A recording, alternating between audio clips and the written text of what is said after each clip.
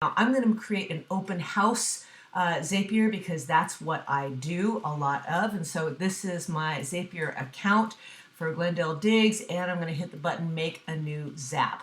So the first thing you want to do is to tell Zapier where you want the information to be coming from. In this particular case, it's not Google Forms, it's Google Sheets.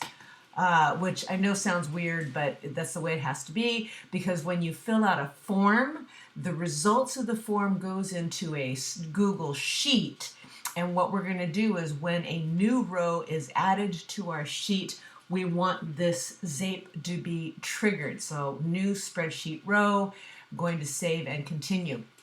Now, what account are we going to use? And I've already connected my Google Sheets account to Zapier, so I'm going to click on Google Sheets account number 1. When you want to connect your account for the first time, you're going to hit connect a new account. It's going to have you sign in.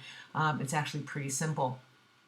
The next thing we need to do is to tell it what spreadsheet we're going to pull information from. So I already created an open house form, and so it creates its sheet called open house. That's our responses. That's what I'm going to connect up. And then we have to tell it what we're doing in terms of responses. So we want the form responses number 1. So go ahead and continue. We're going to double check that our information is the way it should be. So we're going to have it fetch the information and show it to us. So it tested it and it said that it was successful, but if you want to see why it thinks it's successful, hit view spreadsheet and it shows you the information that it's pulling. So that's pretty cool. Hit continue. Now, we have our Zape going somewhere, right? So we want it to go to Realvolve. So now that we've said where the information is coming from, now we're telling Zapier where we want it to go to, which is Realvolve. So again, I've already connected my Realvolve account, so it knows it's there. I don't need to test it. I know that's good. Save and continue. And now here are the Realvolve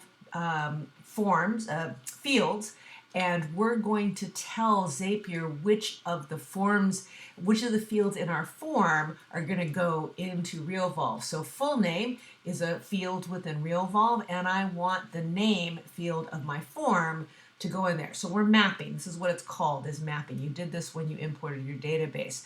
I don't have title, company, or home address, but I do have the home mobile number, which is what I consider the primary number. So that's going to be there. And then the email address is also on my form. So email address. You see how I'm going? I'm just pulling stuff from the fields and sticking it in the right place. So tags. This means that every time we do this, we can add a tag, and I'm going to add the open house tag. You can put in however you want to tag your contacts, you can do that. I love this. Contact source can be automatic, so I'm going to put in open house as a contact source. And then you can attach a workflow. So once the contact gets sucked into Realvolve, you can automatically launch a workflow. So we're going to launch my Digs Buyer Open House Lead workflow from there. And then we can also specify notes, which is in my form. So we're just going to put in here, where's the notes? Here it is, notes. That goes into that one. And then a text message.